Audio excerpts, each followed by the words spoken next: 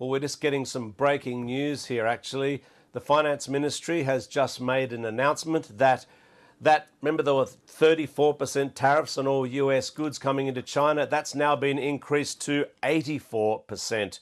An 84% hit on all US goods coming into China. Obviously, that's a clear blow to every US company wanting to sell into this huge market. It, no doubt, is going to send more shockwaves through, I would imagine, the markets, especially in the US. But like I say, especially hurting any American company wanting to sell into this market.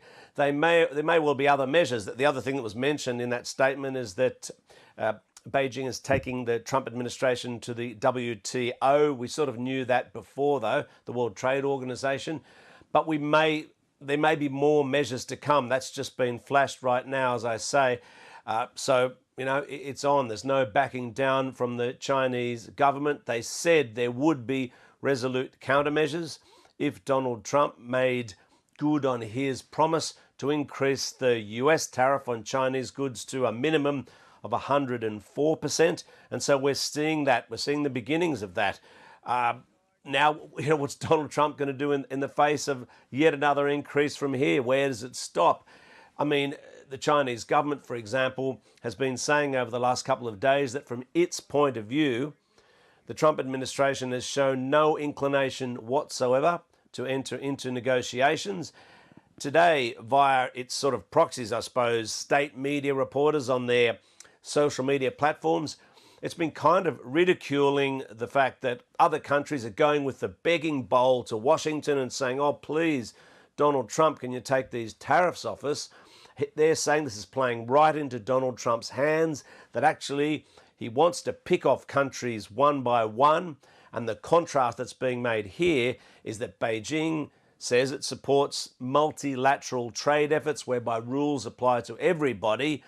And, you know, there would be some sympathy for that, especially in Southeast Asian countries.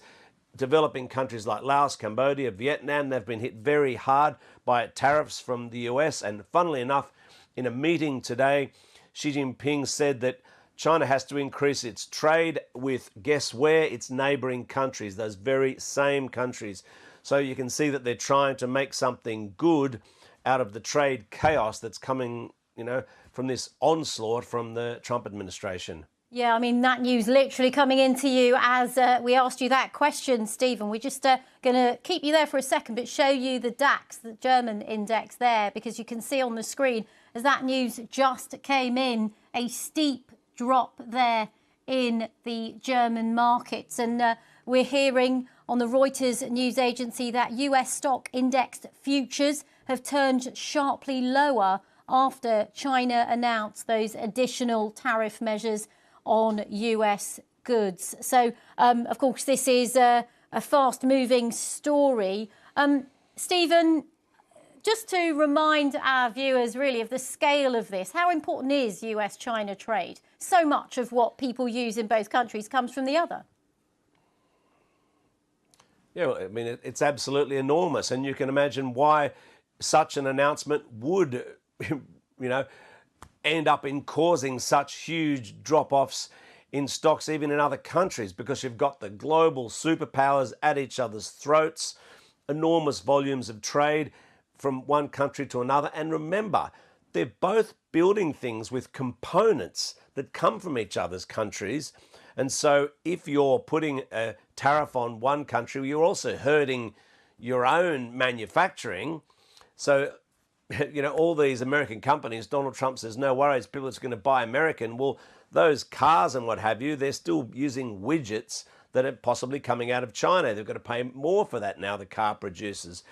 And so this is why the ripples are being felt all over the world, and it's why, you know, the shock of yet another announcement from China, you know, responding yet again to more tariffs from Donald Trump, would be causing so much angst, especially when it comes to, you know, analysts, economists. They're saying this is all disastrous for the global economy. Yeah, Stephen, we're still getting more information from China's Commerce Ministry, and I appreciate you've been talking to me, so you've been unable to see this. But I'm just going to read out what we've got in front of us. It says that the Commerce Ministry has added 6 US entities to the unreliable entity list, and also says the Commerce Ministry has added 12 US entities to the export control list. Of course, I appreciate I'm just throwing this at you now, but if there's anything you can read into that.